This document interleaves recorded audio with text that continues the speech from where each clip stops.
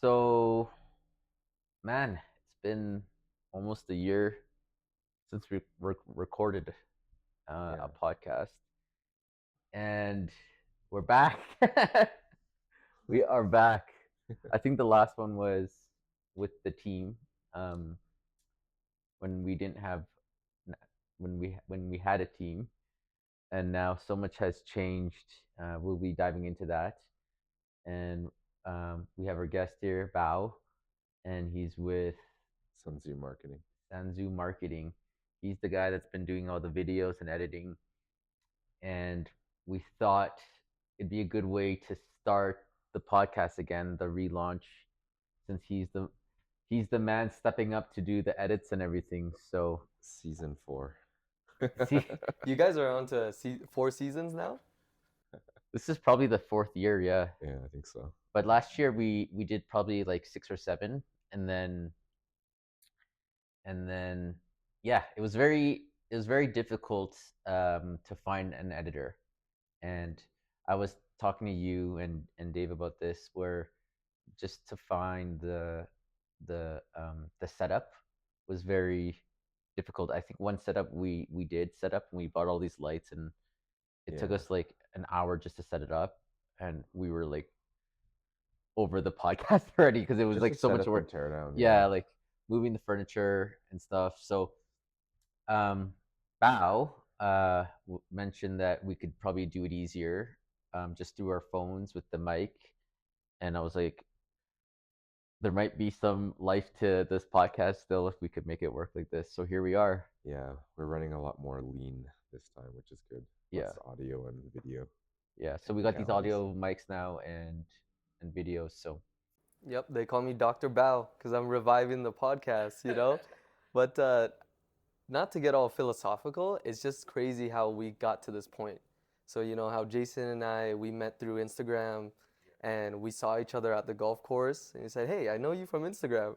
And then, you know how Jason is. He squints at me, he looks, "Aren't you the guy on Instagram?" I'm like, "Yeah." And then fast forward a year later, he sends me a DM saying, "Hey, I want to bring you out for food and let's talk about marketing and social media and all that stuff." And now it's gone to this place where we're starting a podcast, which is pretty insane. yeah, and I think that is the power of like social media, right? Like what caught my attention was like you're younger, and I find the younger generation just has more, what do you call it, ease with social media, right? So um yeah, I thought that was like we tried to do a couple of reels or whatever, and I was like, okay, let's just see how this goes, right? And now, yeah, here we are with the podcast. So hopefully you could do these edits and get this out, right? Hopefully. Oh yeah, I mean, I like how it's pretty lean, like you said. The word lean is amazing. I love that. Scrappy is also another word that I love because Gen Z words. you don't need to really. They've been around for a long time. Come on, man. Scrappy. Haven't heard Scrappy. Scrappy, right? You got to be resourceful. Like Elon Musk building his rocket when he went to Russia, they were like $13 million for a rocket. He said, "Hell no." Went on his plane, flew back to America, and built his rocket for like a fraction of the cost. But that applies to my story and a lot of other Gen Z young people right now, which is they don't have the starting cost to start a business. Back in the day, you can start a business or buy a house for a couple thousand or just very little. Buy a Right? house for a couple I'm going thousand, very yeah. far. I'm going very Yeah. far back. Like the entry, like the capital to entry was a lot like less. Less. So you got to work with more with what you have now, even if it's just startup, right? So That's right. Yeah, my point is that over time, startup and barriers to entry continue to rise. It gets harder. And costs and standards of living for younger people also get harder, right? We see the first time home buyers getting older and older. There's a reason for that because things just cost more. So you have to be scrappy. You have to find ways to really reduce the cost. And that'll transition into how I started my business, which is like I looked at my degree, I looked at where I was going, and I thought to myself, how am I going to make the most money for as little as possible or as little time as possible? Yeah, let's start with that because man, when you told me your age, I was like, I can't. You know how old he is? You're in your 20s, right? 22?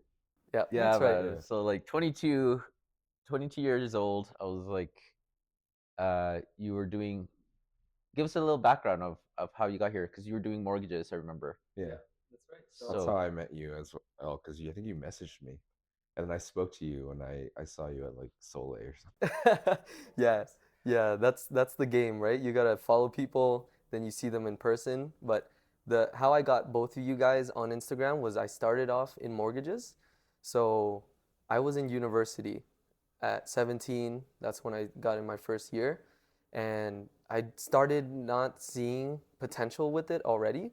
Then got into my second year what and were you majoring in? I was studying finance at University of Calgary. And then I realized in my second year, this is really not the path for me because I do want to retire my family. I do want to make tons of money. So I left before entering into the third year. I went to work at Neo Financial, just on the phones, getting yelled at by customers, just helping them log into their account. Like, ma'am, you forgot your password, check your email. Pretty much like IT over the phone. But while I was doing that, I actually did my mortgage license and I finished my mortgage license while just working at Neo and then got signed to a brokerage. After a year there, I realized, you know what? I don't really like mortgage brokering either. And in my personal opinion, this could be excuses, this could be cope, but I don't think mortgages is really good for a young person. There's so many old, outdated systems. There's so many things that just don't allow you to scale. And I know that successful brokers will say, like, yes, you can absolutely scale. I'm saying it's not for me, and I wouldn't recommend it to any young person ever. So I decided to leave that. It's harder to do mortgages young too, because a lot of older people don't trust Younger people. younger people with their finances, right? It's like houses, Yeah. right? It's like who your demographic is. It's a grind, man, because I remember I did mortgages, and it's like I think I was like 25 and dealing with older people too, right? It's like they don't know if they can trust you, and especially when you're new in that business. I couldn't even imagine being 21 trying to do like Someone's more. mortgage. Yes, Like a like you know what I $50 mean? mortgage. Because it's just like the it is the age gap where it's like people that are older already have that those people that they work with. So it is a super like it's a very hard grind I find at a young age. Yep, that's right. So I did skip over one thing. How I got into mortgages was because I was watching a YouTube video, like 20 things that make a lot of money. Mortgage brokering was probably like number 18 on that list.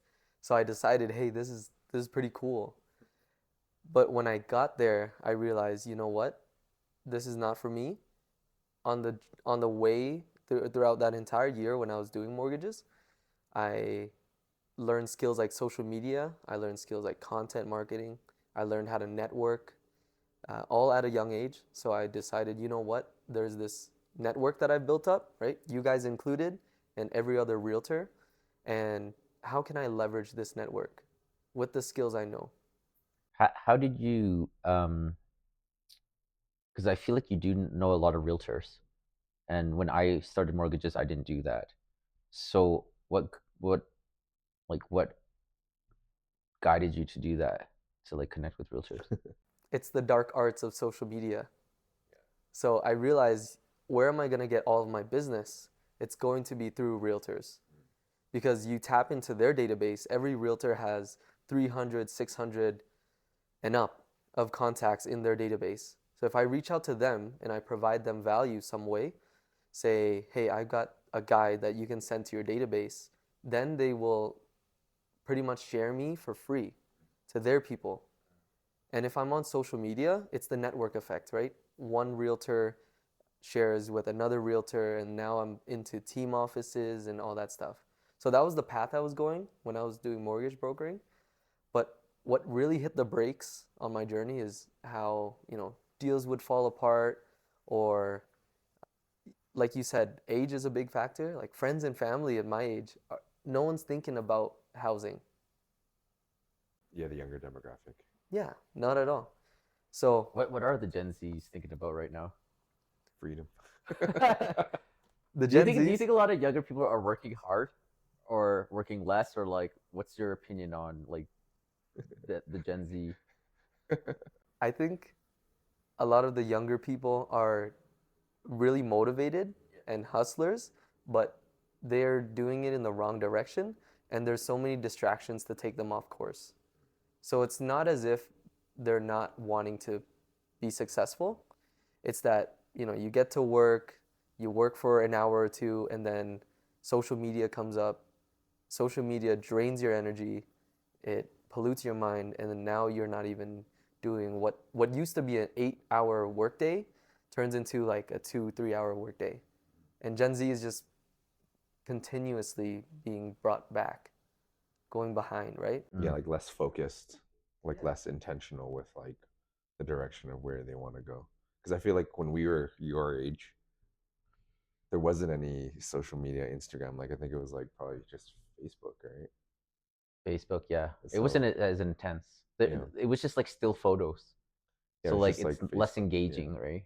So I think like yeah, there's a lot of distraction and like kind of pulling your energy in different ways that you shouldn't be in now, right? So I feel like that's what is probably affecting a lot of the younger generation is focus and like intention in where they want to go. So tell us about like your business now and what you're doing now. um I feel like I ask you that a lot still, because I know like you help me with my stuff, but like, yeah, what do you do, I guess?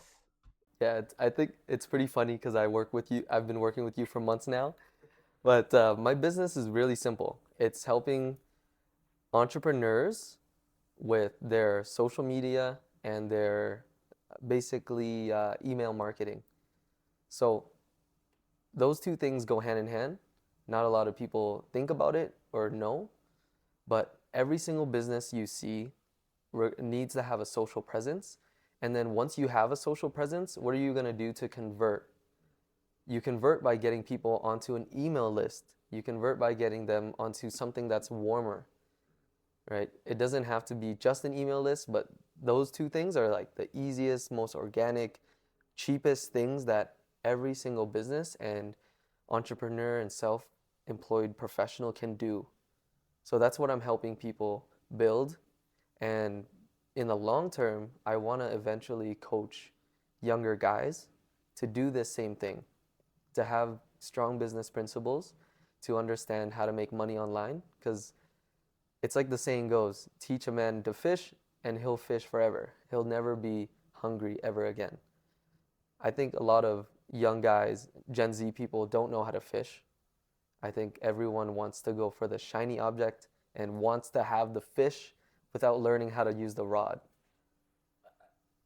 Bro, I feel like you got so much ahead of you to learn, like, because I totally get what you're saying, but I feel like when we were younger too, it's like when I was younger and I've been through multiple businesses, there's it's like there's so much to learn still, Yeah, right? Like, but at least you're trying. Like yeah, that's I think that's the hardest thing for people is they don't start, right? Because as you get older, a lot of the skills that you learn, like this thing might not work, but you learn something from it. There's transferable skills from everything you try, right? But the thing is that if you never try, you'll never learn and you'll never succeed, right? Like life is essentially accumulation of failures until they're successes. So you just need to keep on trying until something hits, like a yeah, big fish hits, you know? yeah, you pivoted pretty fast from mortgages, I feel, because like you did mortgages for like a year, and now you're on the social media platform and everything, right? So it was just interesting because like the amount of, I guess when I posted a lot of my reels, a lot of agents know who you were in my in my videos, right? So that's why I was like kind of surprised. I'm like, you've actually built like a little community within for your age, which was pretty quick. You knew who your demographic was.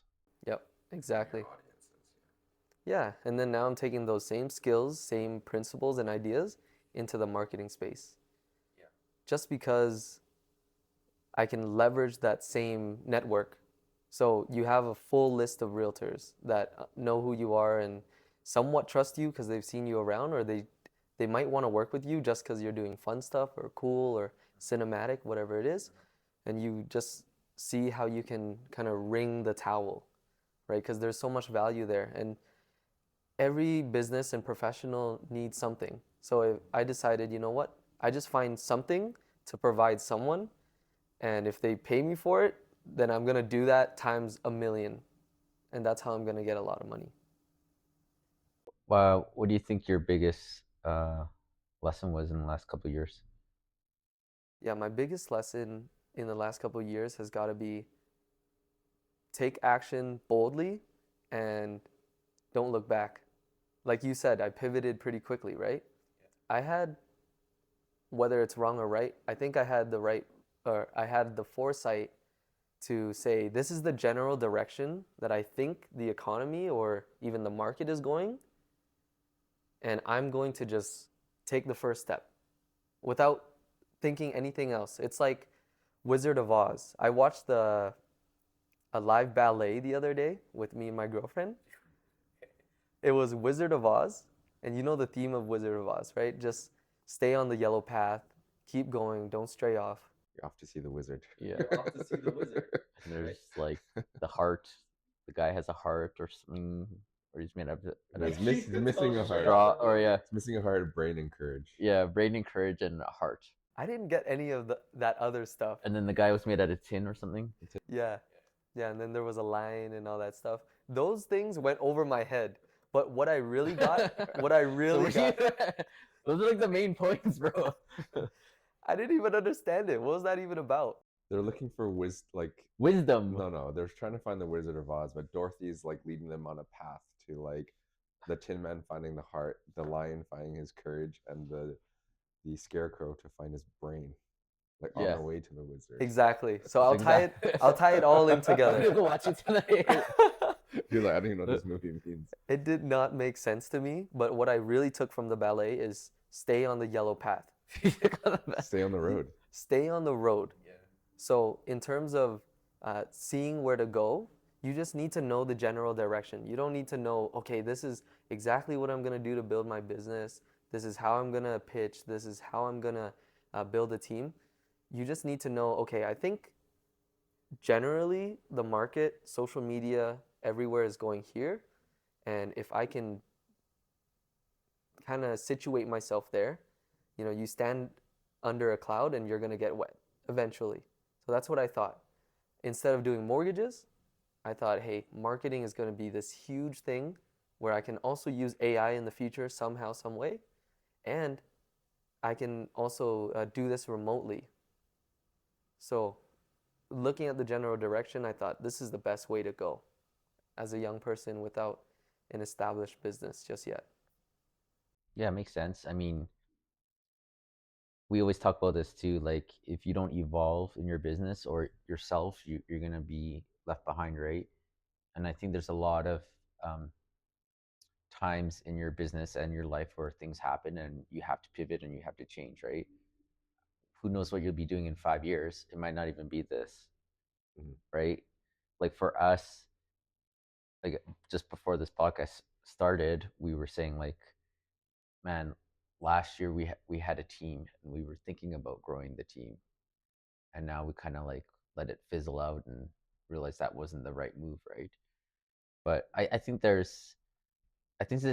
it's exciting for you because you're young, and I remember like I still feel young too, but like when you're young, You have the time and energy. yeah, you just like you're going at everything, and I feel like now I'm a little bit more cautious, or like I think about it a little bit more before like going at it, right? So I don't know. I think you're in a good position um, at 22, because Yeah. at 22 I didn't even know what I wanted to do. Yeah. I didn't even have our real estate license. No. I think I was in school partying. Yeah. I was finishing school Yeah. and like flipping cars on the side. Oh yeah, I was flipping some cars too. Yeah, just like buying cars and flipping them. Yeah. But it's good to have a direction, like at your age, right? Because like that's like you said, if you don't have a destination, like no path is favorable. Do you know what I mean? Which means like you don't know where, if you don't have an end goal, you can go anywhere. You'll end up anywhere, right? So you just need to have that focus and what's it called? A favorable path of where you want to go. And if that path doesn't work, it doesn't mean that's the end of the path. You know what I mean? Yeah, Just gotta keep on going. I think a lot of people are worried about going up, going very far and ending up in the same place. But that's not the same as not going at all. So if you end up in the same place, at least you have that track record, you have that journey to pull lessons from. And honestly, if you're a young person, you should take all the risk in the world because you're not going to put yourself in a detrimental position and you're not going to harm others. You don't have a family, you don't have anything else to worry about. You should honestly take as many goals, as many shots on goal until it goes in. And you only need one to really win big. So if you're not taking risks at a young age, then I would say you're wasting your young age.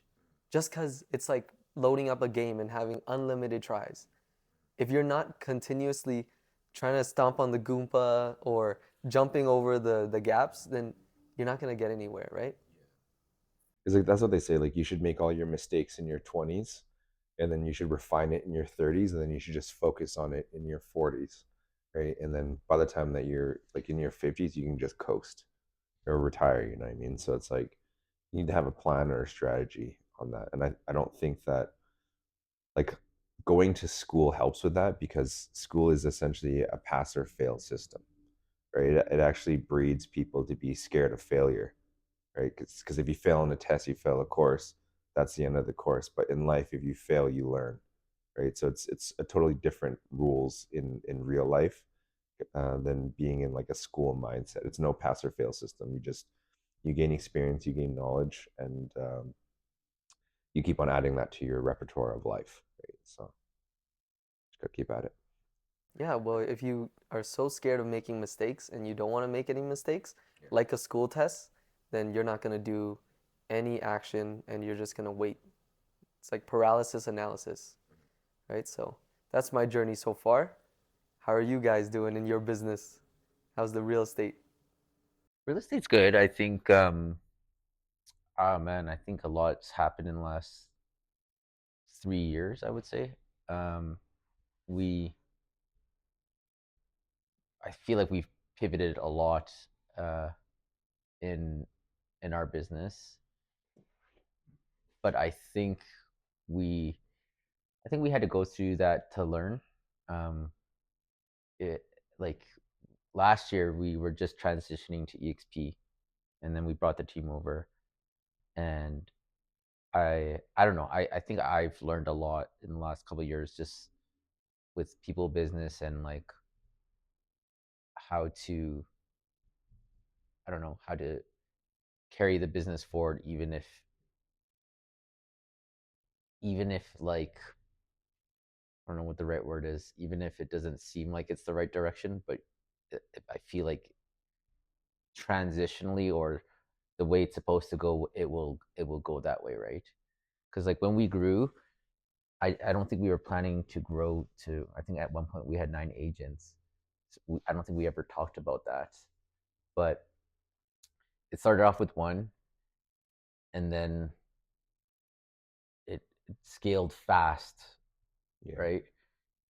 And then we were trying to deal with it and learn as we go, but I don't think we really had like a coach or someone to be like, hey, this is what it's like to grow a team or this business, right?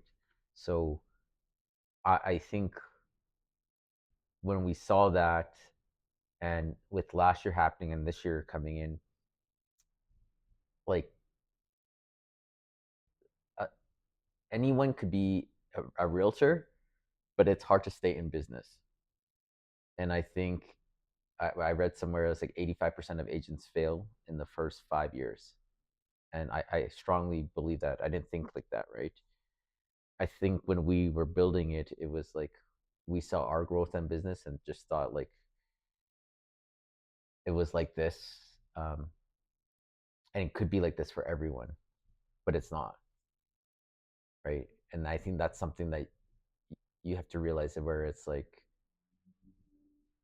you can't be responsible for everyone, and I think that's like the learning curve of building a team.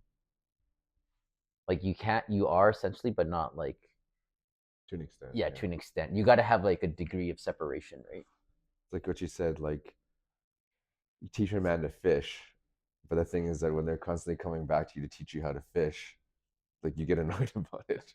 You know what I mean? Like you can't tell a person to fish 20 times and then keep them coming back and not doing the same things. Like doing the things that you're telling them to do to succeed, right? So I think that's like a big thing. But I mean, you just need to roll with the punches and kind of like adapt and evolve with the times, right? So, but I feel like we learned a lot.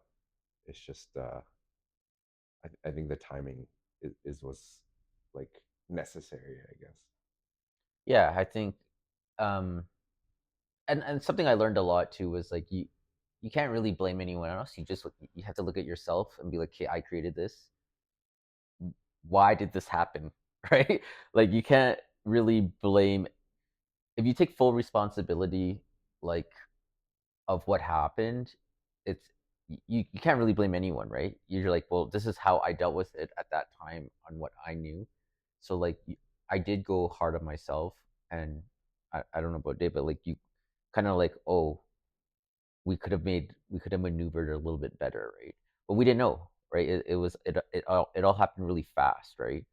So you deal with things as it comes, but then when you realize this is not what like the end game is right now, it we realized that pretty quick, and I Mm. think it was like easier to uh to let it go, I guess. Yeah, I think also because the market was so hot, and then when the market started to shift, like, and people have not seen like a downturn, they don't know what to do, right? And like you almost have to double down in a downturn because people will remember, like people got to remember you. Like there's over like 8,000 agents in the city, right? It's one of the most competitive businesses in any city, right? You don't have like 8,000 like coffee shops that are all fighting for the same business. You got 8,000 agents that are fighting for the same business. What makes you stand apart from someone else, right? Like if you're not adding any value or service to your clients, why would they work with you? Like I would push that onto the agents all the time. Like if you're not willing to spend like a $50 meal on somebody, why would they pay you 10 grand? Right? It's like you're not creating any value. So you just have to create more value so that when the time comes, they're gonna come back to you, right? So I think that's the like a tough thing for a lot of people to understand in the downturn. It's like when the market is down, you should be doubling down. So, Yeah, I think when you're um an agent also that sees the market, when if you got in like in the last 3 years right after COVID, it, it's very hard to think um what it's like in a hard market, right? Essentially you're born into like easy real estate transactions. Like a silver spoon. yeah, Oh, it was, and we knew it, and we kept saying it. yeah, So like, I remember some agents joined and they closed a deal like the first week, buy a new close, car. yeah, like 3 4 weeks into the business, they closed like 5 deals. They don't even know the client. Yeah, It's a random buyer. They're just like, and I'm like, holy shit. yeah, I'm like, this is, and then we're like, this is great, but this is not real estate, right? yeah. It's not real. But you know what they say? A big, massive wave is gonna wash some shit up ashore, right? So, And that's what I was telling them Yeah. too. Like I was like Chicken Little, like the sky is falling, like save your money, like save it for a rainy day and stuff like that. But I don't think anyone was really listening. But it's like what Jason was saying is like, how can you know the good if you only know the bad? But how can you know the bad if you only know the good? Like you need to have a spectrum in life. So what do you guys think about now that you have to do social media as a realtor? You guys like it? Don't like it? I think it's important. I mean, like people are watching you even though you don't think they're watching, right? So it's good to have that exposure, especially like you said, there's people spending so much time on screen time. So if you're not doing something, they don't think that you're doing well. Do you know what I mean? Like Yeah. if you're not posting it, it doesn't exist in the world today. Right. So it's like there's so much stuff going on in the day to day that you're actually not even posting, but because it's not online, people don't think it's real. Do you know what I mean? So I think it's important to have like a good balance between the two, because like obviously you still need to work and do stuff, but like it's good to have an online presence because people are so dialed into their phones and their social media nowadays that like if you're not online, you're not alive pretty much. Well, what's crazy is that I heard back then the internet was an escape from reality, but now reality is an escape from the internet. So things have completely flipped. But what do you think, Jason? Say that again. So back then, before computers and phones, the internet was an escape from reality. Oh yeah, But now reality is actually an escape. So you hear some girl say like, "Oh, I went hiking to escape the internet." Yeah. Like, what do you mean escape the internet? You didn't oh need to yeah, yeah. escape the We're in the internet. fucking matrix now, that's why. So reality. So Reality is the escape from the internet. yeah, reality is the escape from the internet, which is true actually, because I feel like people are just on it too much. I've actually had to like block myself to be on it. But my thing on social media and everything is it's good for like business and getting your name out there, but I feel like you still have to do a lot of work in the real world.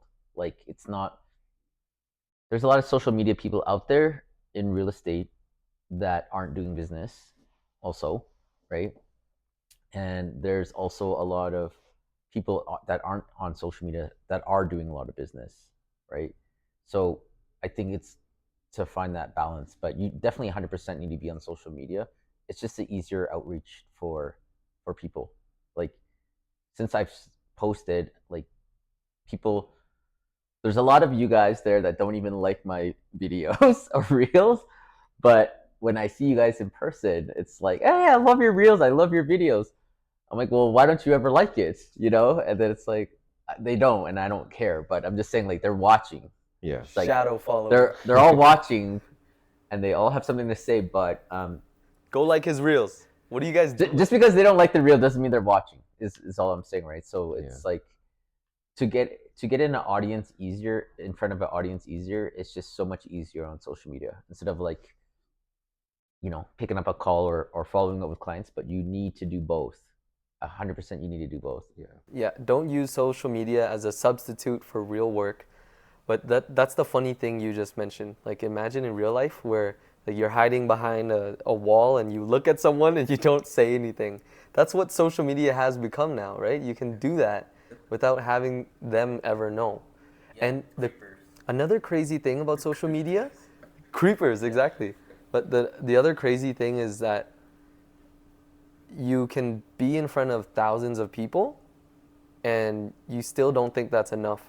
You're like, oh, why didn't I get 10,000? Why didn't I get 2 million? You know what I mean? And in the real world, 100 people is a lot. Like try setting up a live lunch and learn or a live client appreciation, right? Yeah. Getting hundreds of people is really hard. And we kind of discount that. We kind of devalue that on social media now.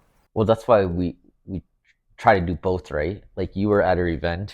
I think there was at least 150 people there. Just think about the amount of conversations there was just to get that many people there, right? But yeah, you're right. Like on social media, if you get 100 views on, It's a packed room. Yeah, 100 people at your event filled up the entire basement.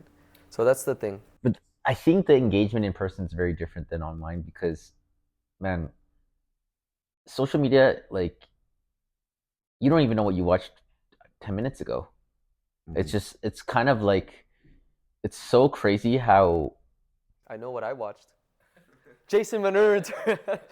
no, but like you know what I mean. Like you go on social media, you scroll, and I've realized this. There's not a lot of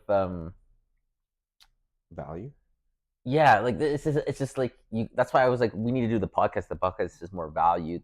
It's more like in depth, right? The reels that I'm doing is kind of like fast and it gets people's attention and talking, which is great. But like, it's like for me, I kind of want to put more substance out.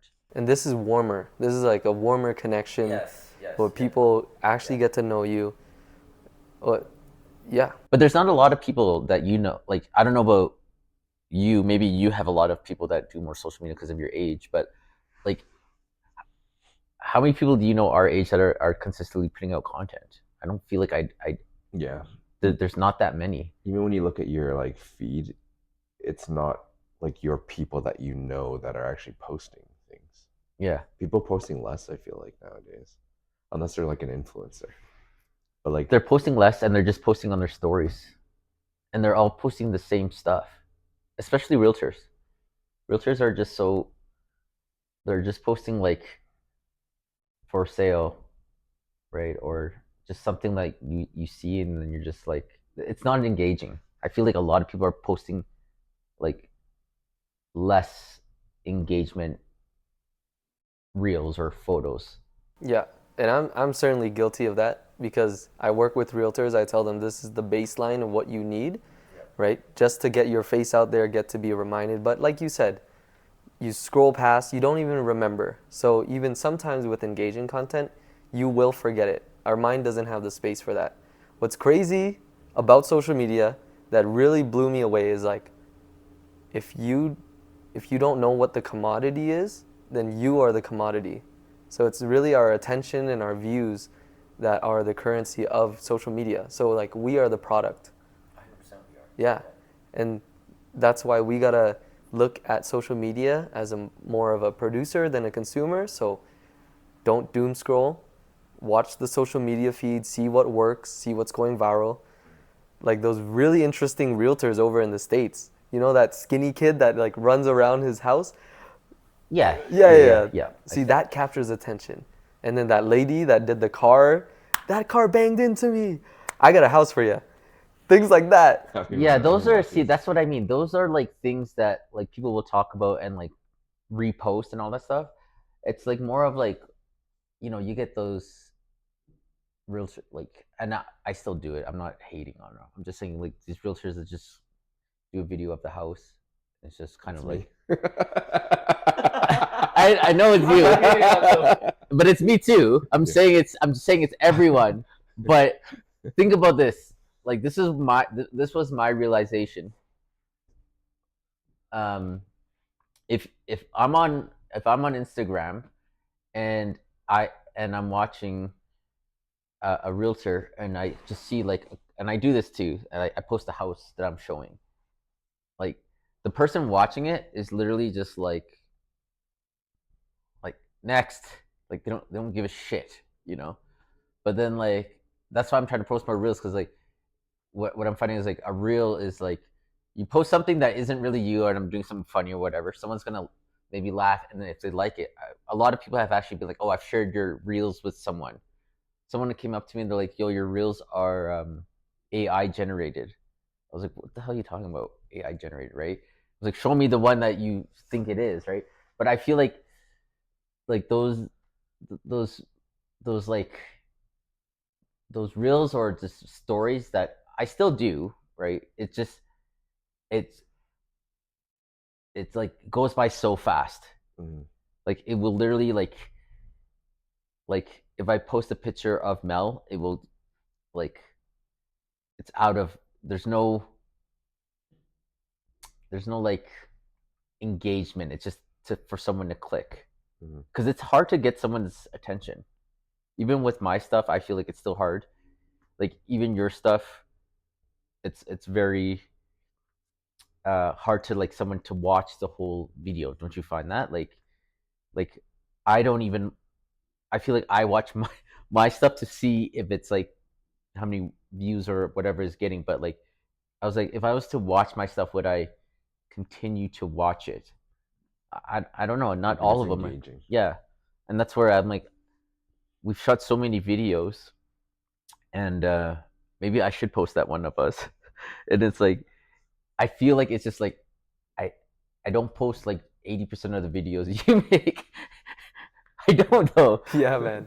It goes It's right kind of into the weird, right? trash can. No, like it's in my Drafts. drafts, but I'm like I'm like this is cringy or like I don't like this or but I don't know, man. I feel like social media is a very hard game to deliver on. Yeah. But I feel like it's like if they're talking about it, if they're watching it, it's some sort of marketing. You know what I mean? 100%, yeah. It doesn't matter. It's like it's kind of like the like success and failure, right? There's no right or wrong, but like as long as it's coming out and consistent, I think that's more important that it's like than the quality of it because the quality will get better over time, right? Like just in anything else. But if you don't start, then it doesn't matter. But I just try to post like something, even Yeah. if it's just my personal life or work life. It's like a little bit of who I am plus work. You know what I mean? But it's probably like I don't know, maybe 60-40, 60% personal, 40% work. Because like Jason said, like not everybody wants to see the same shit over and over again. Do you think though social media is slowly dying? I think the level of content that is engaging is dying, and the level of authentic content is dying. Just because like you can produce so much shit now, you can make AI creators, and you can now create a 100 cell spreadsheet of like all these ideas, and then automate that and post it online.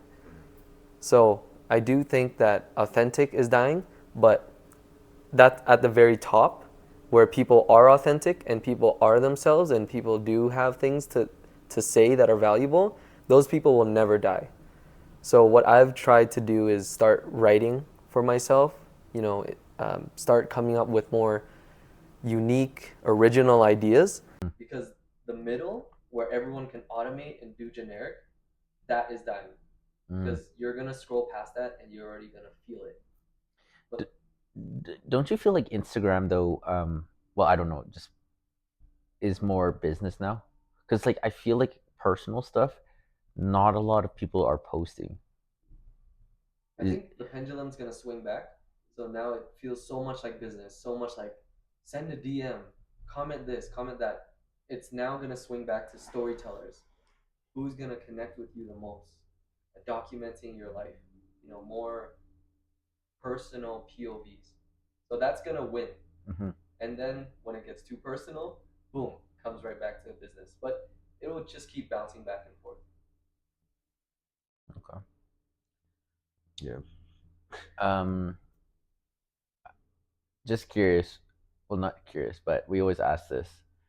What advice would you give for To the pregnant women and moms. no, just to I guess like someone starting out their social media journey or what's some advice you would recommend or Someone in your position yeah, or someone like in your position that is looking to get into your business marketing, social media marketing, emails campaign, like what from what you've learned so far, what is something what advice can you give? Yes, so I'll give you the secrets of the trade. This is exactly what I do. But I'll give you an answer for myself and for, let's say, a realtor. Okay. Let's say a new realtor that's starting out. If you're a new realtor that is starting out, you don't want to waste too much time, spend too much money. You want to actually get your face out there and name out there. Don't fixate on color, logo, font, whatever it is. Now you can AI a lot of that stuff. Just use that as a base. Mm-hmm. Add your finishing touches. I work with a lot of business people and realtors, brokers. The ones that I find aren't too busy aren't really closing a lot of volume are the ones that fixate on, hey, Bao, can you adjust this? Can you change that text? Can you do that stuff? And I think Whoa, I do that a lot with you. no, I'm just kidding. There's a certain type Yeah, of yeah, yeah. person, No, right? no, yeah, yeah. A majority of them are going to be fixated on small things. You don't want to do that. What you want to focus on is the money in. So get your name out there with basic posts. Put yourself in front of the camera. Just press record. Throw it into AI tools that put captions on there. You don't need fancy graphics. You don't need fancy scenes that cut in and out. You just need your face out there. Generate yourself a list of topics, but don't follow the script, because then you're going to sound very AI. You want to use AI as a base, and you want to build on top of it your own personality. Because one, because Jason can talk about refinance, you can talk about refinance. Both of you guys are talking about different things, though, right? Even though it's the same topic. So add in your personal touch, but don't shy away from AI. That's what I'd say. Now you have your name out there, now that your page is kind of built and all that stuff, then you want to start commenting, engaging, following people, and biggest bonus is collaborate. Like what I did in mortgage, I collaborated with realtors because I know that instead of me being in their email database, if I collaborate with them on a reel or on a post, I'm now spreading my name to their whole entire database of followers. So their followers will follow me. I see what you did. You collaborated with me. John, I see how you That's did. the thing. No, but it's true because me collaborate, like John reposts all my stuff, and he's, I think, elevated my stuff a lot more. But I do need to collaborate with different people. With different people, Yeah. because you keep posting to the same audience. The problem with Instagram is it won't necessarily show you off to mutuals and all that stuff. Like, you know how LinkedIn, you sometimes see, oh, Dave liked this, and it's like someone I didn't follow, but I see Dave liked it. Now I see a completely stranger post, but it's a mutual. That's one thing Instagram doesn't do. That's why you need to collaborate. So like a network. Do you think it doesn't make sense though for realtors to collaborate with other realtors? Because it's kind of like a cannibalistic. Yeah, like I feel like John collaborates with me because he's in Van and he's like kind of like our coach or whatever. But like a person in Calgary, I'm like, why would I collaborate with them? That does make sense. You don't want to collaborate with realtors. Just do it with industry partners. So home inspectors, lawyers, accountants. Okay. You're gonna get their followers to see you, and the more consistently you show up on their thing, you don't have to be the partner. Like, of course, yeah, you're just in a couple videos with them or something. You just show up once every month or so, and then that's the easiest way you can start as a realtor in social media. Collaborate, make posts, and don't waste too much time, because a realtor can spend 4 hours making a video, and then the rest of the day they're not making calls or anything like that. I guess you guys have seen, right? Yeah. That's how you start off if you're a new professional. As for someone who's trying to get into the business that I'm in, find the smallest offer that you can provide for the smallest group of people. So my smallest offer I started off with is social media. I didn't think website, I didn't think SEO, I didn't think videography, photography. I thought I will put posts onto this digital feed for you. How much will you pay me? I found a business, a small little section of people who need my services. So I have the supply that I can provide, and then I have the demand. And then I just mash those two together every single day. And if someone wants to start off, that's how you do it. Supply and demand, basic economics. Yeah. Going back to basics. Yeah, anything else, Dave? Or Bao? Where can they find you? Well, people can find me on Instagram at it's Bao Hua. Right now I'm building my personal brand. I want to eventually become more of philosophy, business focused. So that's why I'm doing a little bit different in my content, right? But people can find me there, and I'm building my company called Sansu Marketing. So that's where I'm gonna put the fun social stuff. Right now, my personal brand's gonna go more into helping younger people eventually when I get to that place. Yeah. All right. Well, I think we learned a lot here with your business, our business, and then also podcast business here.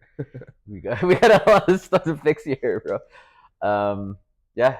Let's see how this goes and this edit goes, and hopefully we do one at least once every second week or one a week, right? So Dude, sounds yeah. good. We'll end it on a good job, All sir. right. Good job. Good job, Yeah. sir. All right. Gotta catch the bus.